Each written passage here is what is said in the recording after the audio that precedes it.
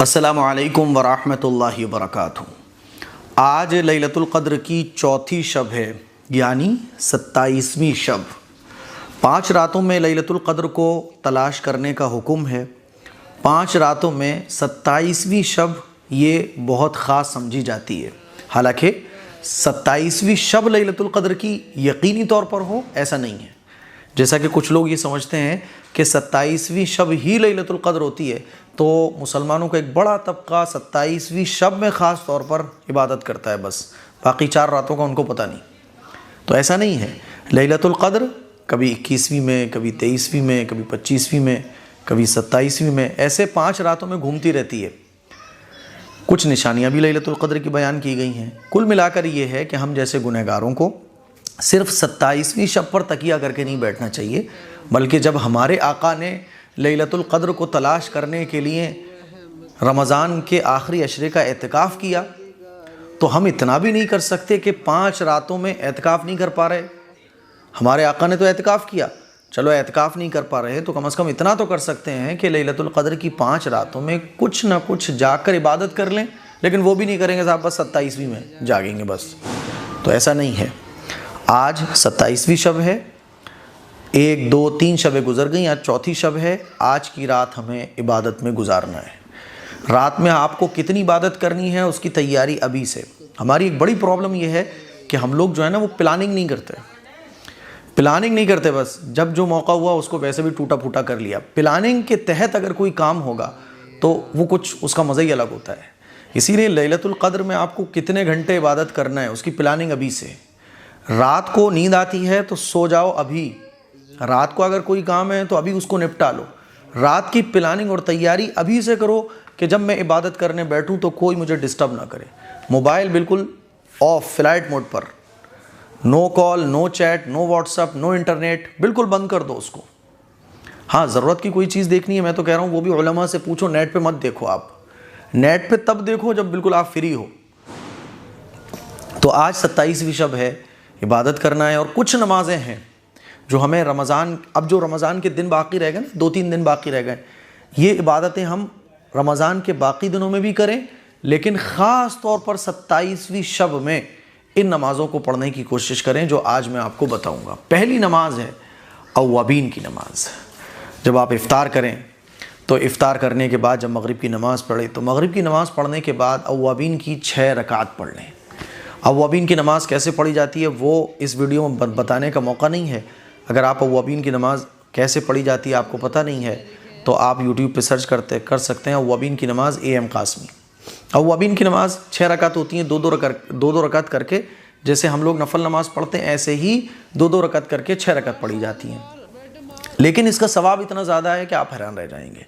اللہ کے نبی نے ارشاد فرمایا کہ 12 سال عبادت کرنے کا ثواب ہے، اور رمضان کے مہینے میں آپ اس کو جب گڑا کرو گے 12 کو 70 سے، کیونکہ اللہ رمضان کے مہینے میں 1 کے 70 دیتا ہے، تو 70 سے جب کرو گے تو 70 دائیں 700 اور 70 140 840 تقریباً سال بنیں گے۔ ایک نماز پڑھنے پر آپ کو 840 سال عبادت کا ثواب مل رہا ہے۔ تو پہلی نماز جو آپ کی شروع ہو جائے گی رات لگتے ہی وہ ہے اوابین کی نماز، ضرور پڑھیے۔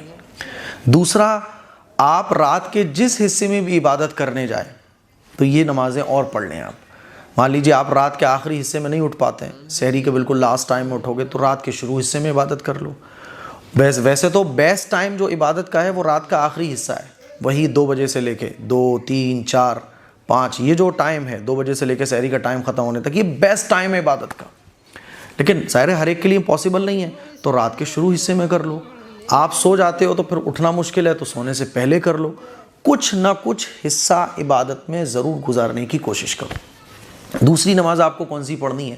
صلاۃ التسبیح کی نماز۔ صلاۃ التسبیح کی نماز کی بھی بڑی فضیلت ہے۔ اللہ کے نبی نے ارشاد فرمایا کہ جو اس نماز کو پڑھ لے تو اس کے پچھلے گناہ معاف ہو جاتے ہیں، بڑی اس کی فضیلت ہے۔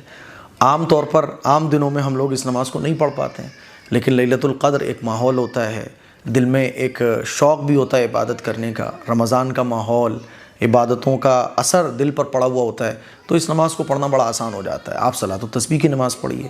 صلاۃ التسبیح کی نماز پڑھنے کا بھی آسان طریقہ ہے، آپ یوٹیوب پہ سرچ کر سکتے ہیں، صلاۃ التسبیح کی نماز ایم قاسمی۔ صلاۃ التسبیح کی نماز پڑھیے۔ ایک نماز ہے صلاۃ التوبہ کی۔ ہماری زندگی میں ظاہر ہے کوئی گناہوں سے پاک تو ہے نہیں ہے، گناہ سب سے ہو جاتے ہیں، اور کچھ گناہ ایسے ہو جاتے ہیں جس میں ہمیں بڑی شرمندگی ہوتی ہے. ان گناہوں کو ہم جب بھی یاد کرتے ہیں تو ہمارا کلیجہ منہ کو آ جاتا ہے. تو مان لیجئے آپ سے زندگی میں کوئی بہت بڑا گناہ ہو گیا جس پہ آپ دل سے شرمندہ ہیں، جس پہ آپ افسوس کر رہے ہیں. جیسے مان لیجئے زنا ہو گیا، کبھی کسی نے شراب پی لی. اب زندگی میں اس گناہ کو جب بھی یاد کر لیتے ہیں آپ، تو آپ کو گلٹ فیل ہوتا ہے، آپ کو ایک افسوس ہوتا ہے. تو آپ صلاۃ التوبہ کی نماز پڑھیے. 2 رکعت نماز صلاۃ التوبہ کی پڑھی جاتی ہیں. صلاۃ التوبہ کی نماز پڑھ کر اسپیشلی اپنے اس گناہ کے لیے، ویسے تو سارے گناہوں کی معافی مانگیے آپ، لیکن خاص طور پر وہ گناہ جو بہت خطرناک آپ نے اپنی زندگی میں کیا، اس گناہ کی معافی اللہ سے خوب گڑ گڑا کر مانگیے. خوب اللہ کو ایسے کہ اللہ میں بہت بڑا پاپی ہوں، گنہگار ہوں، مجرم ہوں، تو معاف فرما. اللہ سے مغفرت مانگیے. تیسری نماز ہے صلاۃ الحاجت کی. آپ ایک لڑکی ہیں، رشتہ نہیں ہو رہا، ماں باپ ہیں، بچوں کے رشتے نہیں ہو پا رہے، کاروبار نہیں چل پا رہا ہے، بیماری ہے تو دواؤں سے فائدہ نہیں مل رہا ہے، صحت نہیں مل پا رہی ہے، اور دنیا کی مشکلیں ہیں، مصیبتوں میں آپ پھنسے ہوئے ہو.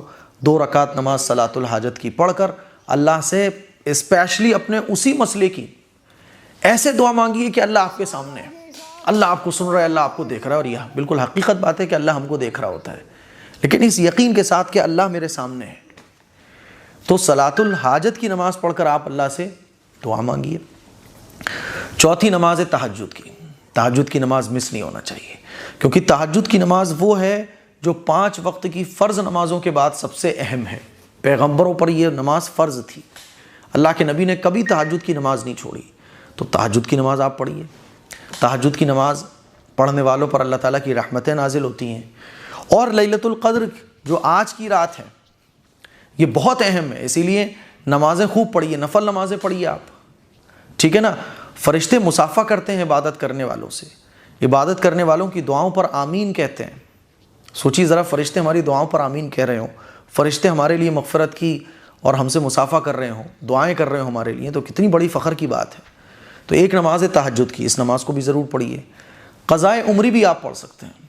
مان لیجئے آپ کی کچھ نمازیں اس رمضان میں چھوٹ گئیں، ہے نا. ویسے امید یہ ہے کہ مسلمان کی نماز نہیں چھوٹتی، لیکن مان لیجئے رمضان کی کچھ نمازیں قضا ہو گئی تھیں آپ کی، تو اپنی نمازوں کو قضا کیجیے آج کی رات. رمضان سے پہلے کچھ نمازیں قضا ہو گئی تھیں، اپنی نمازیں قضا پوری کیجیے. قضائے عمری بھی آپ پڑھ سکتے ہیں. قضائے عمری، مان لیجیے آپ کو 10 نمازیں جو آپ کی چھوٹ گئی تھیں 10 نمازیں پڑھ لی ہیں، تو ایک نماز 1، دوسری نماز 2، ایسے کر کے آپ 10 نمازیں پڑھ لیجیے. اور آپ کو پتہ ہی نہیں ہے، بس آپ کو جتنا ٹائم ہے قضائے عمری ہی پڑھنا ہے، تو آپ ایک اندازہ کیجیے کہ آپ کی کتنی نمازیں چھوٹی ہیں. قضائے عمری پڑھنے کا جو طریقہ ہے وہ بھی آپ یوٹیوب پر دیکھ سکتے ہیں کہ قضائے عمری کیسے پڑھیں. اگر ان ساری نمازوں کا طریقہ میں بتانے لگا تو ویڈیو ہو جائے گی آدھے گھنٹے کی، تو ہر بندہ نہیں دیکھ پائے گا.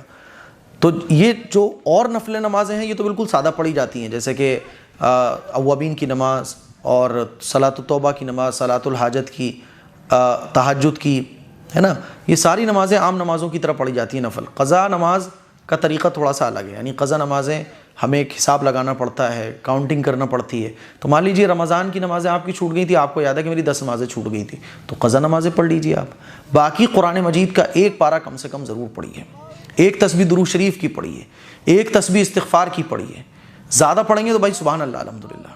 اور آخر میں دعا کے ساتھ اپنی اس رات کو مکمل کیجیے. ہماری بھی دعا ہوتی ہے لیلۃ القدر کی رات میں، ایک بڑا مجمع ہوتا ہے اور تقریباً 3:30 بجے دعا کی شروعات ہوتی ہے. تو آپ لیلۃ القدر کی رات میں موبائل میں آن لائن دعا میں بھی شریک ہو سکتے ہیں. تو یہ آج کی کچھ عبادتیں تھیں جو آج ہمیں کرنی ہیں، اور اس سے زیادہ جو کرے گا تو بھائی جو جتنا زیادہ کرے گا وہ اتنا پائے گا. اس کلپ کو شیئر کریں، دوسروں تک پہنچائیں. السلام علیکم ورحمۃ اللہ وبرکاتہ.